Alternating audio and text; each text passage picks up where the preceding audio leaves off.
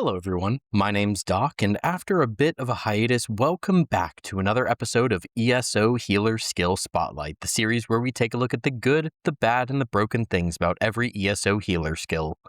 Much like the combat prayer episode, this will be an interesting one as we have one morph that's almost universally used in most healing builds, and one that's basically forgotten. In this episode, we'll be looking at regeneration as well as its morphs, radiating regeneration, and rapid regeneration. As we always do, let's start with the base skill.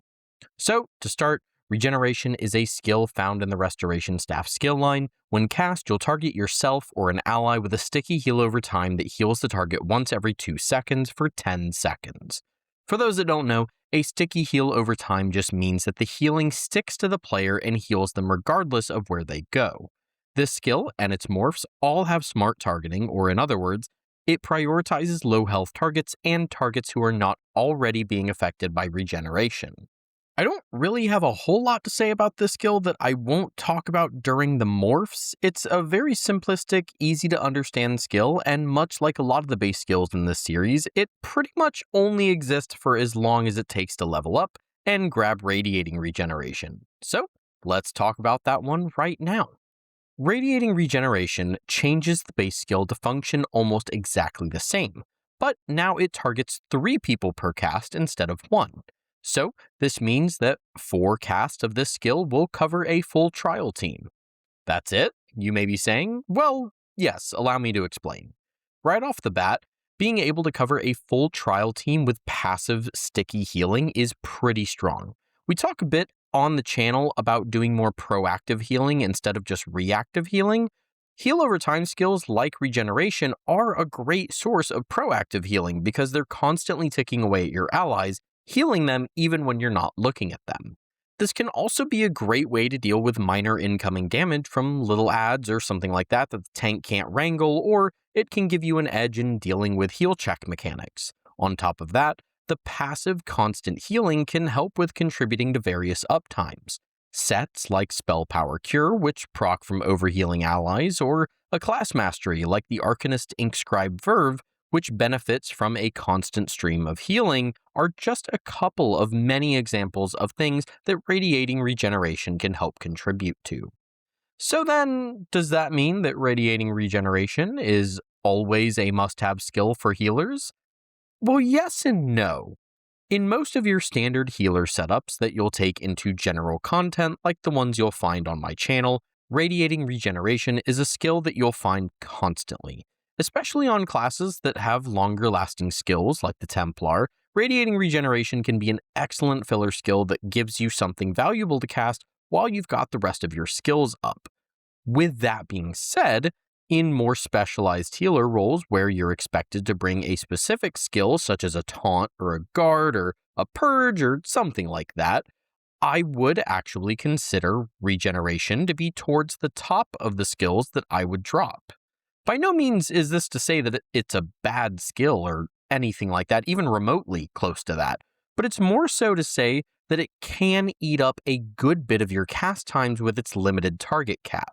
If you're keeping a very high uptime on this skill, it can feel like it's becoming your main spammable. In some cases, this is okay, but we don't want this skill to take precedence over other important skills and buffs and things of that nature. Hence why it is actually okay if you drop the skill for something else. During the age of subclassing, I really did almost drop this skill a couple times for some builds that I was working on, but I did manage to, put it together with Radiating Regeneration in there. However, now that we're back to pure class comps, I honestly do think it's pretty safe to bring this most of the time, and you won't really be losing out on anything.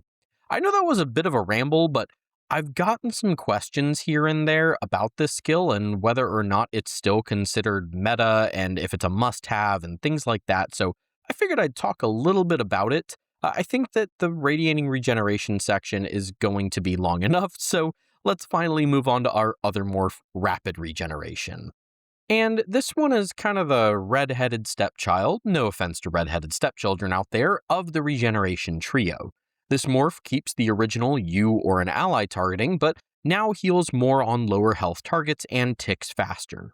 For all intents and purposes, I actually don't think this is an awful skill. For solo players and PvPers, this can act as a pretty solid self-heal if you aren't using Resolving Vigor for whatever reason, and I could find some niche use cases for group PvE.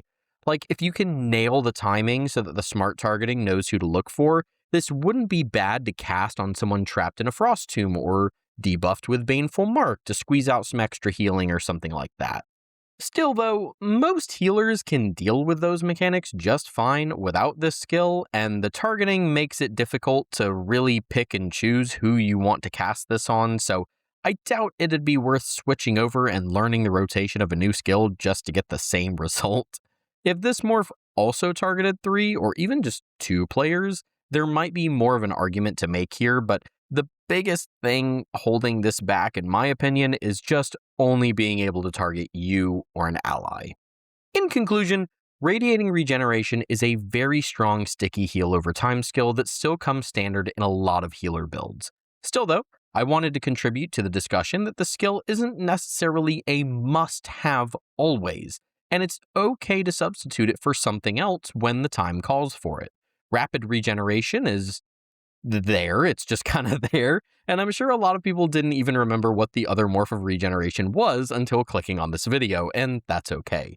There's very real and valid reasons for that morph to be overshadowed, but you guys know it's my job to talk about it anyway. Thank you for tuning in to another episode of Healer Skill Spotlight. As always, I hope you enjoyed the video and found it useful. Let me know what you think of regeneration, as well as what skill you'd like me to cover next on the series.